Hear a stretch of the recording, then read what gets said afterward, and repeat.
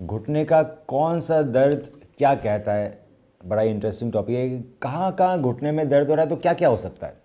आज मैं इसी बात करूंगा। मेरा नाम डॉक्टर मनु वोरा, मैं एक ऑर्थोपेडिक सर्जन और आर्थ्रोस्कोपी एक्सपर्ट हूँ, टीम ऑर्थोस्पोर्ट।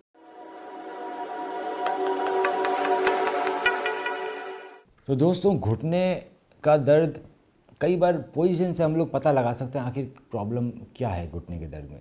जो सबसे कॉमन दर्द हमारे पास आता है यंग जनरेशन का, जो यंग है, बहुत ओल्ड नहीं है, वो आता है एंटीरियर नी पेन, मतलब घुटने में आगे की तरफ दर्द हो रहा है। अब ये जो दर्द है वो मेनली सीढ़ी चढ़ने उतरने में बढ़ रहा है लोगों का। ये दर्द का मेन कारण रहता है दोस्तों कॉन्ड्रोमलेशिया पटेली, मतलब जो पटेला है, छोटी एलईडी, उसके जो पीछे का कार्टिलेज है वो सॉफ्ट हो गया। वो इसलिए सॉफ्ट हुआ है क्योंकि आपने वीएमओ एक्सरसाइजेज या जो पटेला ट्रैकिंग की एक्सरसाइज है वो नहीं कर रखी।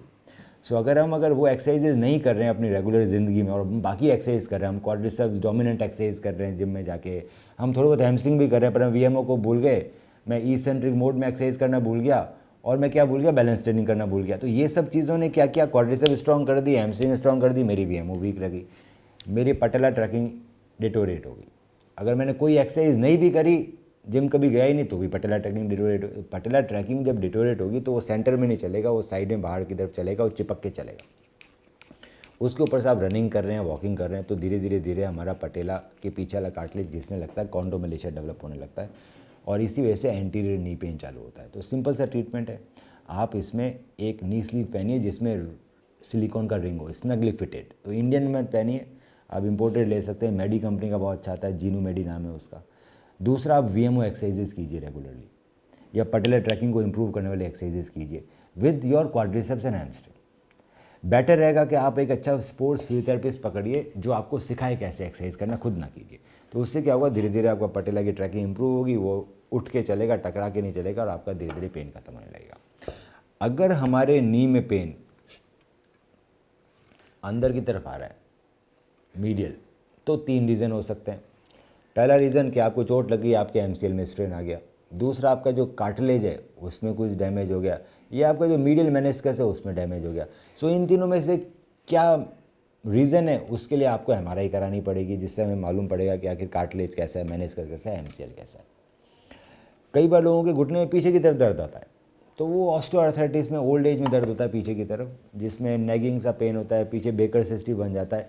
इसके अंदर हम एक्सरे करते हैं, एक्सरे से हमें मालूम पड़ता है कि आखिर घुटना कितना घिसा हुआ है। अगर ज़्यादा घिसा हुआ है दोस्तों, तो नी रिप्लेसमेंट ही सबसे अच्छा ऑप्शन। पर अगर कम घिसा हुआ है और दर्द चालू हो गया और आप चाहते हैं कि आपको नी रिप्लेसमेंट बचाना है, हम 3-4 चीज़ें कर सकते हैं। पहली चीज़ कि हमें रेगुलर एक्सरसाइज करनी, पर एक्सरसाइज का मतलब नहीं है कोई भी एक्सरसाइज हो। एक्सरसाइज आपको एक एक्सपर्ट फिजियोथेरेपिस्ट बताएगा कि आपके घुटना किस तरह से घिसा है, उसके हिसाब से कौन सी एक्सरसाइज होनी चाहिए। एक्सरसाइज को इंक्रीज़ करना बहुत ज़रूरी है कि हम धीरे धीरे उस एक्सरसाइज को इंक्रीज़ कर रहे हैं।